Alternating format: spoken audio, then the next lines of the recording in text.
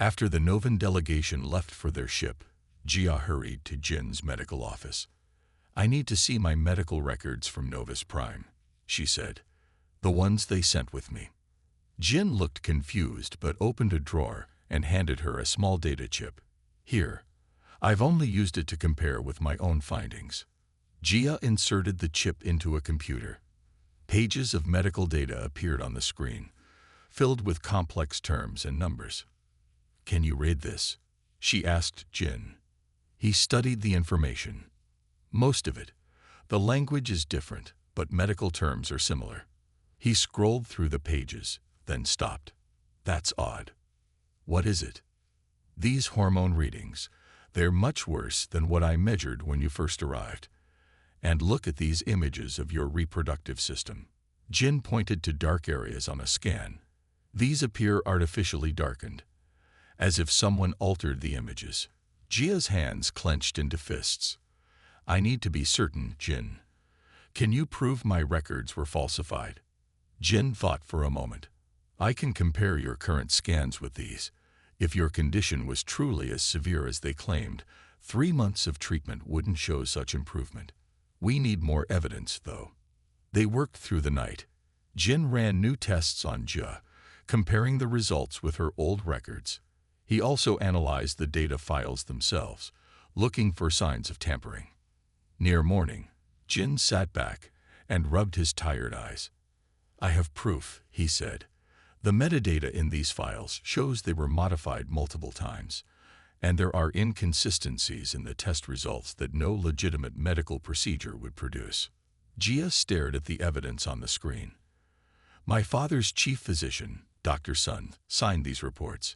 He's served the royal family for 50 years. Her voice hardened. "He betrayed me. But why?" "You said you had ideas that some people didn't like," Jin reminded her. "About opening our borders, yes." Jia paced the small office. "The High Council has always feared outside influence. They believe it would weaken our genetic purity." "And Mun mentioned a coming shift in power," Jin added. "Your father growing weak." Jia stopped pacing. "My father has ruled for 100 years. He's still strong, but some think his policies are too traditional. Others think they're not traditional enough." She turned to Jin. "I need to contact him somehow." "That might be difficult with Prince Mun here," Jin cautioned. "Then I need to find out what Mun is really planning," Jia decided. Later that day, Governor Kang called Jia to his office. "Prince Mun has requested your presence at tonight's diplomatic dinner," he said. "As a cultural liaison." "Of course," Jia agreed, seeing an opportunity. As she left, Jin stopped her in the hallway. "Be careful," he said. "Your cousin doesn't seem trustworthy." "Few Novan royals are," Jia replied with a small smile. "But I was raised in the same court. I know how to listen without seeming to." That evening, Jia attended the dinner in the colony's meeting hall. She wore a simple earth dress, purposely avoiding Novan royal styles. Prince Mun noticed immediately. "You've embraced primitive fashion, cousin," he said mockingly. "Practical fashion," Jia corrected. "Much of Novan formal wear would be impractical here." Throughout the meal, Jia watched and listened. Mun spoke of trade benefits, but avoided direct questions about the Zax alliance. She noticed how he steered conversations away from certain topics, particularly the Emperor's health.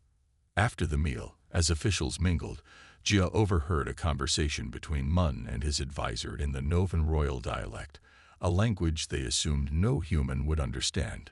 "The council grows impatient," the advisor said quietly. "They need assurance that when the time comes, Earth will not interfere." "They won't," Mun replied. "Once the marriage alliance is formalized, the Zax will help us contain them. The Emperor won't be able to stop it. And if he tries," Mun's voice was cold, "then his health will unfortunately deteriorate." Jia kept her face neutral as she moved away. Her father was in danger. The High Council was planning something, perhaps even removing the Emperor from power, and humans would be caught in the middle. That night, Jia told Jin everything she had overheard. "We need to warn your father," Jin said. Yes, Jia agreed. But first, we need proof that will convince him. And I think I know where to find it. The next day, Governor Kang called an emergency meeting. The Novan delegation had requested a formal treaty signing ceremony. It would happen tomorrow. They're moving quickly, Jin whispered to Jia as they sat at the back of the room. Too quickly, Jia agreed. We need to act now. After the meeting, they put their plan into action. Jin prepared a complete medical report showing Jia's actual condition and evidence of the falsified records. Jia wrote a letter to her father in the old royal language that only the imperial family knew. How will we get this to your father? Jin asked. Prince Mun controls all communication with the Stellar Dominion. We don't send it to my father, Jia said. We show it to everyone. The treaty signing ceremony was held in the colony's largest dome. All the human officials attended, along with the entire Novan delegation. Prince Mun sat at the center of the Novan side, looking pleased with himself. Governor Kang began the ceremony with a formal speech about friendship between their peoples. Then he surprised everyone by saying, "Before we proceed, Princess Jia has requested to address the gathering." Mun's face darkened as Jia walked to the front of the room. She stood tall, her head high, looking every inch a royal princess despite her simple human clothing. Honored representatives of the Stellar Dominion and Earth, she began. I speak today as both Princess of Novus Prime and friend to the humans of Proxima B. She gestured, and Jin distributed copies of their evidence to everyone in the room. These documents prove two things, Jia continued. First, that my medical condition was deliberately misdiagnosed to remove me from the royal succession. And second, that certain members of the High Council, in cooperation with Prince Mun, plan to form an alliance with the Zaks that threatens both our peoples. Shocked murmurs filled the room. Prince Mun stood up angrily. This is nonsense. She is unstable. That's why she was sent away. Her human doctor has no understanding of Novan biology. Jin stepped forward. Actually, I understand enough to recognize deliberate falsification of medical data. Princess Jia's condition is treatable. She has already shown significant improvement under my care. To demonstrate, Jin activated a scanner that projected images of Jia's reproductive system, before treatment and now. The difference was clear even to non-medical observers. The royal physicians diagnosed me as permanently infertile, Jia said. Yet with just 3 months of basic hormone treatment, my condition has improved dramatically. Either our royal physicians are incompetent, or they deliberately lied. One of the Novan officials, an older female, leaned forward to study the evidence. These records do show signs of tampering, she admitted. Mun's face flushed purple with rage. This proves nothing about any conspiracy. Then explain why you told your advisor that the Emperor's health would unfortunately deteriorate if he opposed the Zaks alliance. Jia challenged. I heard you myself. The room erupted in chaos. The Novan officials argued among themselves. The humans looked alarmed. Enough. A new voice boomed. Everyone turned. A communication screen at the front of the room had activated. On it was the stern face of Emperor Han. Father, Jia gasped. I have heard everything, the Emperor said. Governor Kang contacted me privately yesterday at Princess Jia's request. Mun looked stunned. Your Majesty, I can explain. Silence, the Emperor commanded. Captain Ran, arrest Prince Mun and confine him to his quarters. The head of the Novan security team stepped forward and took Mun by the arm. The prince went without resistance, but the look he gave Jia was full of hatred. Daughter, Emperor Han said, his voice softening slightly, you have shown great courage and wisdom in seeking allies rather than retreating in shame. Jia bowed her head. The humans helped me see my value beyond my bloodline. Father, perhaps there is much we can learn from them, the Emperor replied. I am sending my personal ship to bring you home. We have much to discuss about the future of our people. Jia looked at Jin, who stood quietly to the side. Return home. After everything that had happened, the thought filled her with unexpected conflict. 1 week after the confrontation with Prince Mun, Emperor Han's personal ship arrived at Proxima B. It was larger and more elegant than any vessel the human colony had seen before. As it landed, Jia stood at the front of the welcoming party, her heart beating fast. The Emperor himself emerged from the ship. He was tall and regal, with deep purple skin that showed his pure bloodline. His long white hair was braided with gold threads. At the sight of her father, Jia bowed deeply. "Rise, daughter," Emperor Han said. When Jia looked up, she was surprised to see warmth in her father's eyes, something she had rarely seen in her life. "Your Majesty," Governor Kang said, bowing. "Welcome to New Seoul." The Emperor nodded. "I wish to see this place that has changed my daughter so much." They moved to the colony's meeting hall. There, Emperor Han reviewed all the evidence of the conspiracy. Dr. Jin presented his medical findings, explaining in simple terms how Jia's condition had been misrepresented. "In just 4 months, her hormone levels have improved by 60%, Jin explained. "With continued treatment, there is no medical reason why Princess Jia couldn't bear children in the future." The Emperor looked troubled. "Our royal physicians have served us for generations. To think they would betray us this way." "Perhaps not all of them knew," Jia suggested. "Maybe only Chief Physician's son was involved in the conspiracy." "We will investigate fully," the Emperor promised. "Prince Mun and his conspirators on the High Council will face justice." Later, the Emperor asked to speak with Jia alone. They walked through the colony's greenhouse, where earth plants grew alongside Proxima B species. "You seem different," the Emperor observed. "I am different, Father," Jia replied. "Here, I learned that a person's value isn't tied to their bloodline or ability to have children." "A strange concept," the Emperor said, "but I see how it has strengthened you." He stopped walking and turned to face her. "I came to bring you home, Jia. Your place is on Novus Prime, especially now that we know the truth about your condition." Jia looked out at the simple colony buildings. "What if I'm not ready to return?" The Emperor's eyebrows rose in surprise. "You prefer exile to royal life." "It's not exile anymore," Jia said quietly. "These people value me for my knowledge, my skills, for who I am, not just my bloodline." And she hesitated. Dr. Jin's treatment should continue for at least another 6 months. Her father studied her face. "Is it only the treatment that keeps you here?" Jia thought of Jin, his kindness, his wisdom, the way he saw her as a whole person. "Not only that," she admitted. The Emperor was silent for a long moment. Then he sighed. "The stellar dominion needs to change, Jia. The conspiracy showed me that. Perhaps what you've learned here could help guide those changes." "What are you suggesting, Father?" "Return with me now to help expose the conspiracy and restore order. Then, if you wish, come back to Proxima B as our official ambassador. Build a new kind of bridge between our peoples."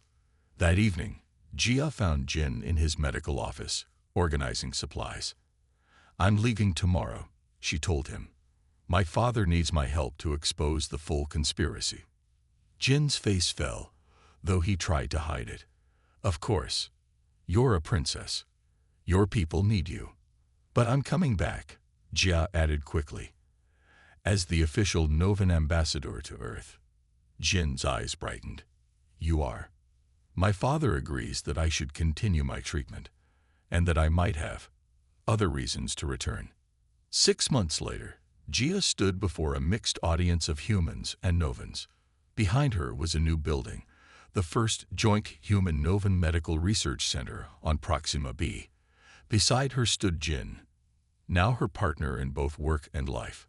"Today we begin a new chapter in the history of our peoples," Jia announced.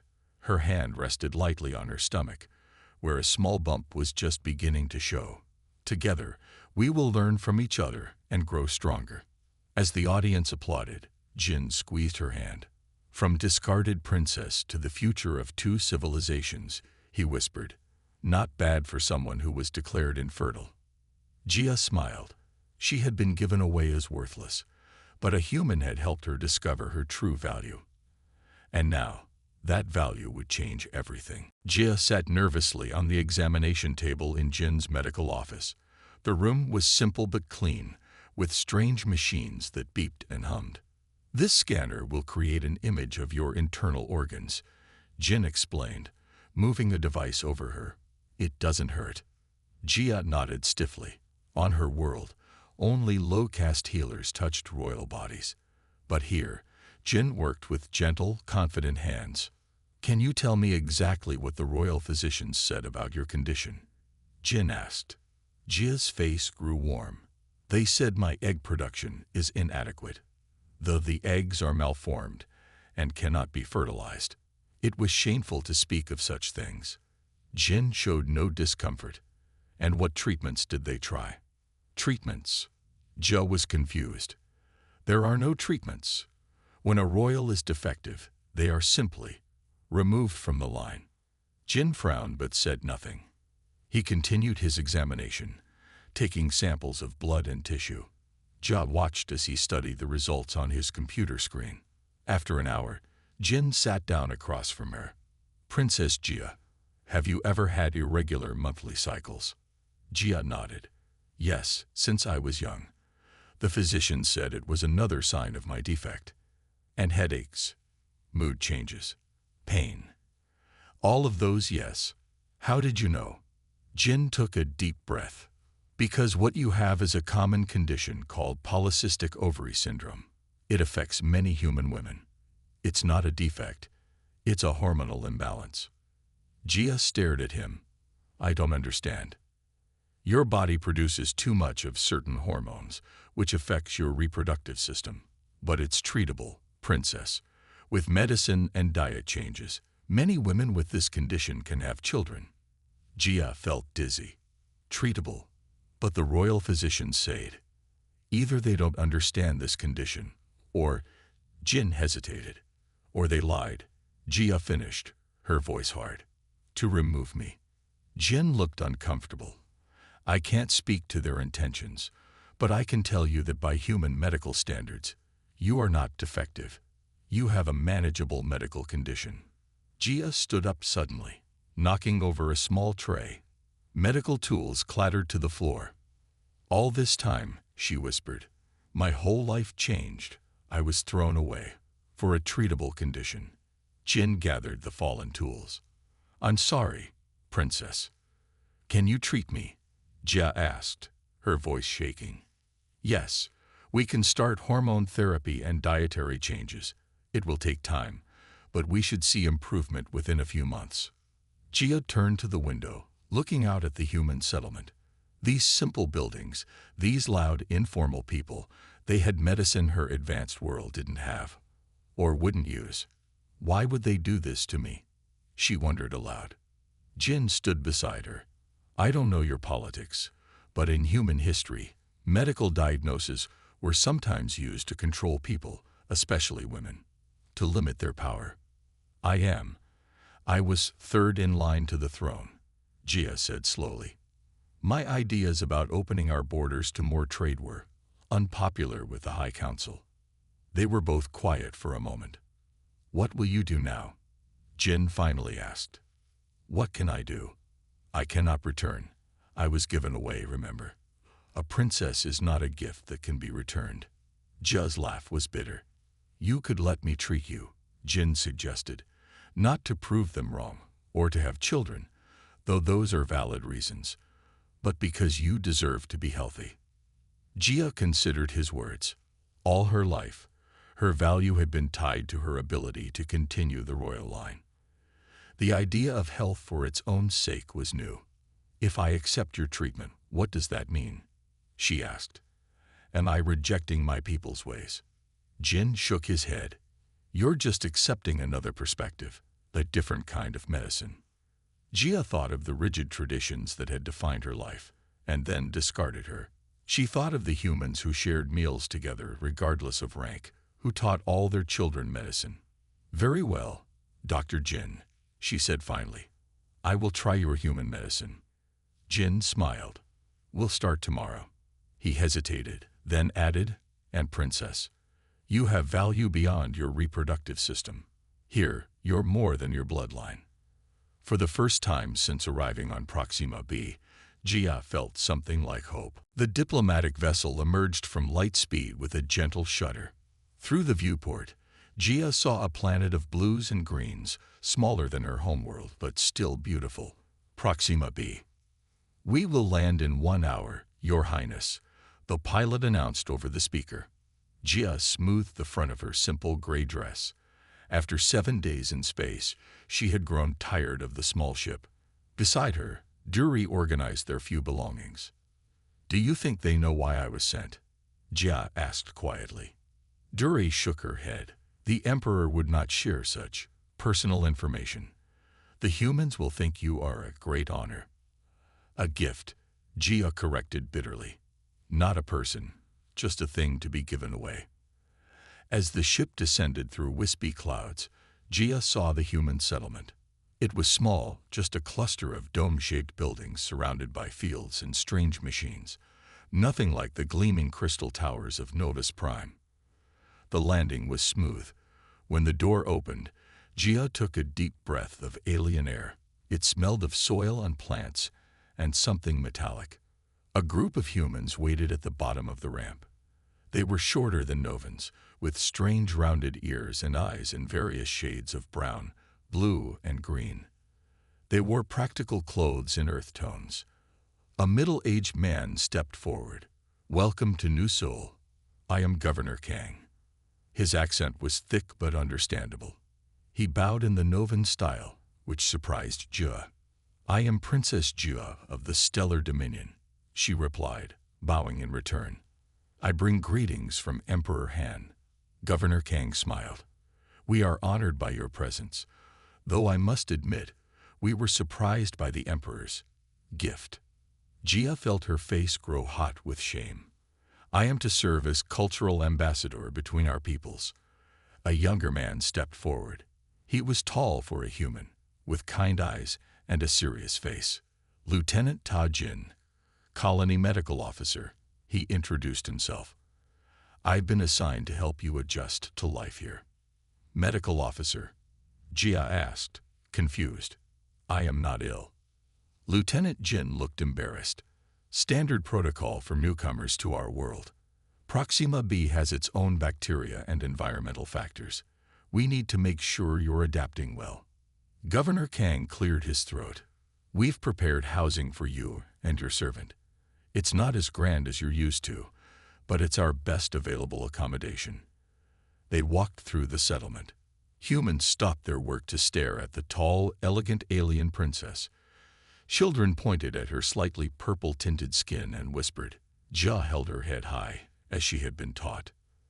Their new home was a small building with just 4 rooms. 2 bedrooms, a common area, and a hygiene chamber. Duri looked horrified, but Jia found she didn't mind. It was clean and bright, with windows that faced the morning sun. The housing block shares a meal hall, Lieutenant Jin explained. But we can arrange for private food delivery if you prefer. That won't be necessary, Jia said. I wish to learn human customs. After the others left, Duri began unpacking their case. This is how they house their important people, she asked in disbelief. We are not important here, Jia reminded her. We are strangers they did not ask for. That evening, Lieutenant Jin returned to escort them to the meal hall.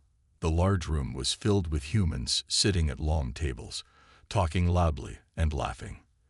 The noise made Jia's sensitive ears hurt. Everyone eats together, she asked. Even the leaders. Jin nodded. Governor Kang usually sits there with the department heads. He pointed to a table no different from the others. But anyone can join any table. It's informal. And where do the workers eat? Jin looked confused. These are the workers. We're all workers here, Princess. Even the governor helps with the farming when needed. Jia thought about the strict class divisions on her world. I see. As they entered the hall, conversation stopped. All eyes turned to Jia. Tomorrow will be easier, Jin promised quietly. They're just curious. Jia lifted her chin and walked forward. She was a princess without a kingdom now, but she would not show fear. Then let us satisfy their curiosity, she said, and stepped into her new life. 2 months after the red fever outbreak, Jia had become a respected member of the colony. Colonists greeted her warmly in the meal hall. Children asked her to tell stories about Novus Prime. Even Governor Kang sought her advice on growing certain crops. One morning, as Jia worked in the greenhouse, a loud noise shook the air. She looked up to see a large ship descending from the sky. It was sleek and silver, decorated with the royal symbols of the stellar dominion. Novans, she whispered, her heart racing. Colony alarms sounded. Over the speakers, Governor Kang's voice announced, "Attention all colonists. We have visitors from the stellar dominion. Remain calm and continue your duties." Jin found Jia in the greenhouse. "Are you okay?" he asked. Jia's hands trembled as she set down her tools. "I never expected to see my people again." "You don't have to meet them if you don't want to," Jin said. "I am still a princess," Jia replied, straightening her back. "I will not hide." They walked together to the landing area. A group of tall, purple-tinted figures emerged from the ship. At their head was a male Novan with elaborate clothing and a cold expression that Jia knew all too well. "Prince Mun," she said quietly to Jin. "My cousin." Governor Kang greeted the visitors with a formal bow. "Welcome to New Seoul. We are honored by your presence." Prince Mun merely nodded in return. "We come to establish formal relations between the Stellar Dominion and your settlement." His eyes scanned the simple buildings with obvious distaste. Then he saw Jia. For a moment, surprise flashed across his face before he controlled his expression. "Cousin," he said flatly, "you look well." "I am well, Prince Mun," Jia replied. "The humans have been kind hosts." Mun's lip curled slightly. "How fortunate for someone in your condition." Jin stepped forward. "Princess Jia has been invaluable to our colony. Her knowledge saved many lives during a recent illness." Mun ignored him completely. "Governor Kang, shall we discuss the terms of our relationship? The Emperor has authorized me to negotiate trade and territory rights." As the officials moved toward the meeting dome, Mun paused beside Jia. "Join us, cousin. You can observe how real diplomacy works." The meeting room was simple but comfortable. The human officials sat on one side of a large table, the Novans on the other. Jia and Jin stood at the back. Prince Mun spoke at length about the power and wealth of the Stellar Dominion. He mentioned the advanced technology they might share with the humans, for a price. In addition, Mun said, "We are negotiating a marriage alliance with the Zax Confederation. Their territory borders your colony. With both our empires united, it would be wise for Earth to secure our friendship." Jia tensed. The Zax were known for their aggressive expansion. An alliance between them and the Stellar Dominion would put the human colonies in danger. "What kind of alliance are you proposing?" Governor Kang asked. "Full access to your resources," Mun said. "Protection from the Zax, and recognition of Novan authority in this sector." "That sounds more like submission than partnership," Governor Kang noted. Mun smiled coldly. "Call it what you wish, but consider your position carefully." As the meeting continued, Jin leaned close to Jia. "Is this normal for Novan diplomacy?" he whispered. "No," Jia replied quietly. "Something is wrong. The Stellar Dominion has always avoided the Zax. They believe in genetic purity, and the Zax practice extreme genetic modification. An alliance between them makes no sense. Unless they fear something worse," Jia finished. "Like humans." After the meeting, Mun approached Jia in the corridor. "Enjoying your exile, cousin. Playing doctor with the primitives." "Why are you really here, Mun?" Jia asked. Mun stepped closer. "Changes are coming to the Dominion. Your father grows weak. The High Council seeks new direction." His voice dropped lower. It's good you were found defective. You would not have survived the coming shift. As he walked away, Jia felt cold fear in her stomach, not for herself, but for her father, and for the humans who had no idea of the danger approaching. A month passed. Each morning, Jia took the medicine Jin gave her. It was a small blue pill that tasted bitter. She also followed a new diet plan, eating foods she had never tried before. Jin checked her progress weekly, taking blood samples and scanning her body. "Your hormone levels are improving," Jin told her during her 4th checkup. "How do you feel?" "Better," Jia admitted. "The headaches are less frequent, and I have more energy." What she didn't say was that each improvement made her more angry at her people. They had thrown her away when she could have been helped. Duri noticed the changes too. "Your skin glows again, Your Highness," she said one morning while helping Jia dress. "Like when you were a child." Jia looked in the mirror. Her purple-tinted skin did look healthier. Even her long black hair seemed shinier. "Dr. Jin says the treatment is working," Jia said. Duri frowned. "Do you trust these human methods? They seem primitive." "They work," Jia replied simply. "That is all that matters." Life in the colony had fallen into a routine. In the mornings, Jia helped in the greenhouse, learning to grow earth plants in alien soil.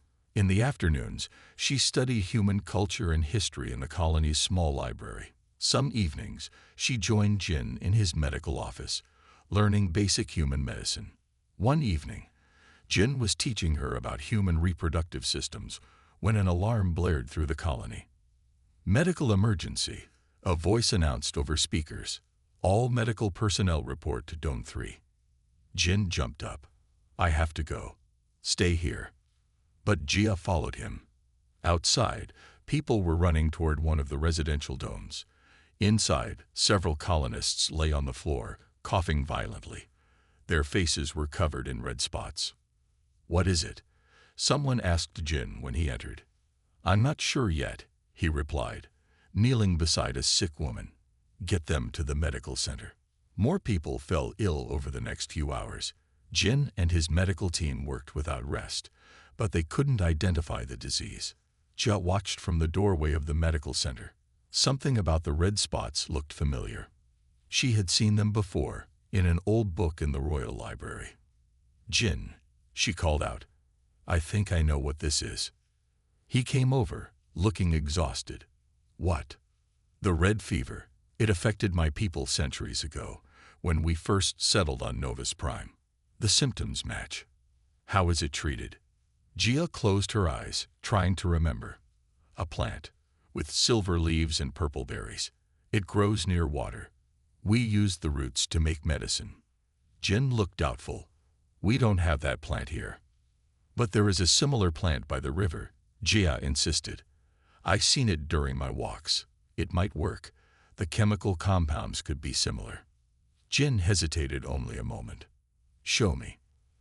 They hurried to the river that ran near the colony. In the moonlight, Jia searched until she found what she was looking for, a plant with silvery leaves that glinted in the darkness. "This one," she said, kneeling down. "We need the roots." They dug up several plants and rushed back to the medical center. Jin analyzed the roots while Jia described how her people had prepared the medicine. "The chemical structure is similar to an antibiotic," Jin said, looking at his scanner. "It might work." They worked together to create a medicine from the roots. Jin added some earth compounds to make it stronger. By morning, they had enough for all the sick colonists. Jin administered the first dose to the sickest patient, a young woman whose breathing had become labored. "Now we wait," he said. 3 hours later, the woman's fever broke. The red spots began to fade. By evening, all the patients were improving. Governor Kang visited the medical center. "You saved them," he said to Jin. "Not me," Jin replied, looking at Jia. Princess Jia recognized the disease and knew the treatment. Her knowledge saved our people. The governor bowed deeply to Jia. "The colony is grateful." For the first time since arriving, Jia felt truly useful. not as a gift or a symbol, but as a person with valuable knowledge. It seems, Jin said quietly when they were alone, that there are many kinds of fertility. You've helped give these people back their lives. Jia smiled. On Proxima B, far from her home, she was finally beginning to bloom. Jia sat nervously on the examination table in Jin's medical office. The room was simple but clean, with strange machines that beeped and hummed. This scanner will create an image of your internal organs, Jin explained, moving a device over her. It doesn't hurt. Jia nodded stiffly. On her world, only low-caste healers touched royal bodies. But here, Jin worked with gentle, confident hands. Can you tell me exactly what the royal physicians said about your condition? Jin asked. Jia's face grew warm. They said my egg production is inadequate. The eggs are malformed and cannot be fertilized. It was shameful to speak of such things. Jin showed no discomfort. And what treatments did they try? Treatments. Jia was confused. There are no treatments. When a royal is defective, they are simply removed from the line. Jin frowned but said nothing. He continued his examination, taking samples of blood and tissue. Jia watched as he studied the results on his computer screen. After an hour, Jin sat down across from her. Princess Jia, have you ever had irregular monthly cycles? Jia nodded. Yes, since I was young. The physician said it was another sign of my defect. And headaches, mood changes, pain. All of those, yes. How did you know? Jin took a deep breath. Because what you have is a common condition called polycystic ovary syndrome. It affects many human women. It's not a defect. It's a hormonal imbalance. Jia stared at him. I don't understand. Your body produces too much of certain hormones, which affects your reproductive system. But it's treatable, princess.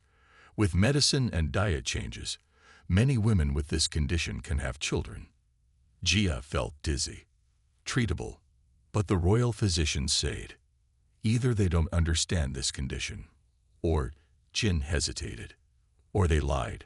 Jia finished, her voice hard. To remove me. Jin looked uncomfortable.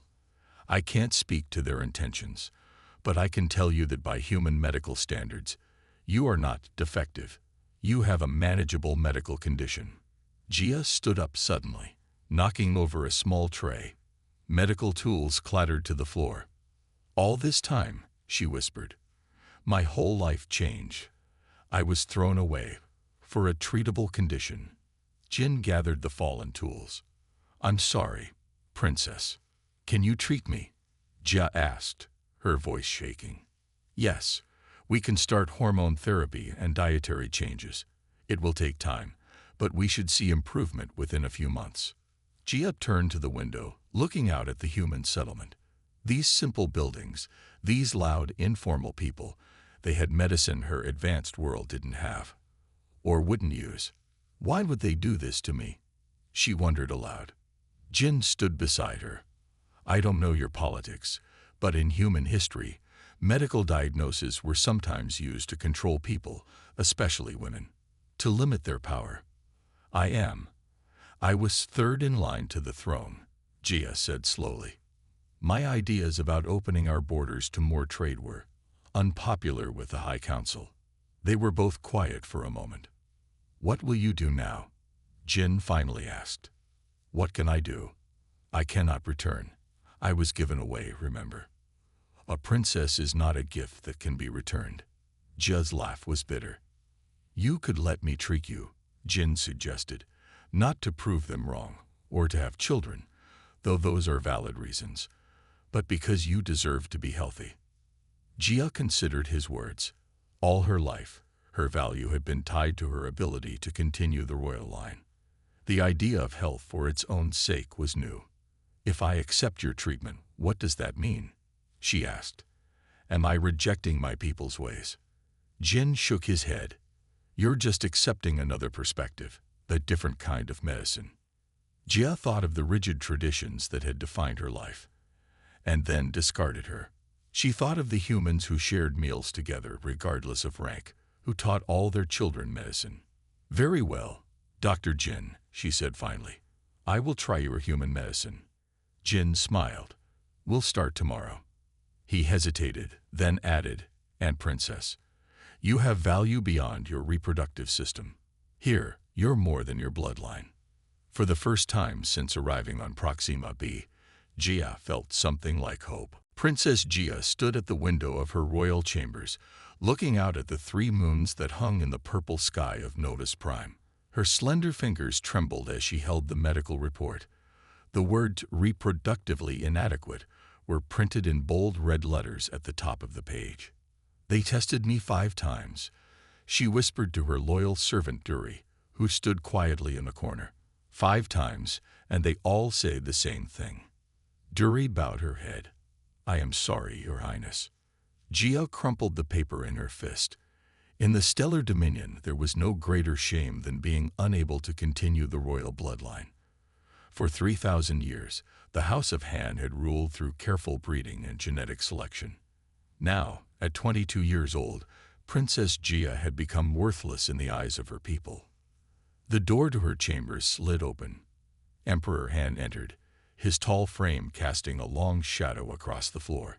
His face showed no emotion, but Jia had learned long ago to read the slight tightening around his eyes. He was angry. "Father," Jia said, bowing low. "The royal physicians have informed me of their findings," Emperor Han said. His voice was cold and formal. "The High Council has met. We have made a decision about your future." Jia felt her heart sink. "I understand, Father. The humans of Proxima B have established a colony. They seek diplomatic relations with the Stellar Dominion." The Emperor paused. "You will be sent to them as a gift." Jia's head snapped up. "A gift? Father, I am your daughter." "You are a princess who cannot fulfill her primary duty," he corrected her. "But you still have value as a political tool. The humans are new to interstellar relations. They will see receiving a royal family member as a great honor. They need not know of your defect." Tears burned in Jia's eyes, but she refused to let them fall. Royal dignity was all she had left. "When do I leave?" she asked quietly. 3 days. A diplomatic vessel has been prepared." The Emperor turned to leave, then stopped. "You may take 1 servant and 1 case of personal belongings. The humans live simply. Do not embarrass us with excessive luxury." After he left, Jia collapsed into a chair. Duri rushed to her side. "Your Highness, this is cruel. To send you away to primitives." "They are not primitives," Jia corrected. "Humans achieve faster than light travel only 50 years after we discovered them. Their technology advances quickly, even if their culture is young." Jia stood and walked to her closest. She began pulling out simple garments, things that might be useful on a frontier world. "You don't have to come with me, Duri," she said. "I can request another servant." Duri looked offended. "I have served you since you were a child, Your Highness. I will not abandon you now." For the first time that day, Jia smiled. "Thank you, my friend." Over the next 2 days, Jia prepared for exile. She studied what little information existed about humans. They were physically similar to Novans, but shorter and with rounded ears. They lived shorter lives, rarely more than 100 years. And strangest of all, they formed pair bonds based on emotion, rather than genetic compatibility. On her final night on Novus Prime, Jia visited the royal gardens one last time. She knelt beside the memorial stone of her mother, who had died giving birth to her. "I wonder if you knew," Jia whispered. "If you knew I would be defective. Is that why you held me inside you too long? Were you trying to protect me?" The stone gave no answer. Jia placed a single blue flower on the memorial and walked away without looking back. In the morning, she boarded the diplomatic vessel with Duri and a single case of royal heirlooms. As the ship lifted off, Jia watched her home planet grow smaller through the viewport. She was no longer Princess Jia of the Stellar Dominion. She was just Jia, a gift to be given away.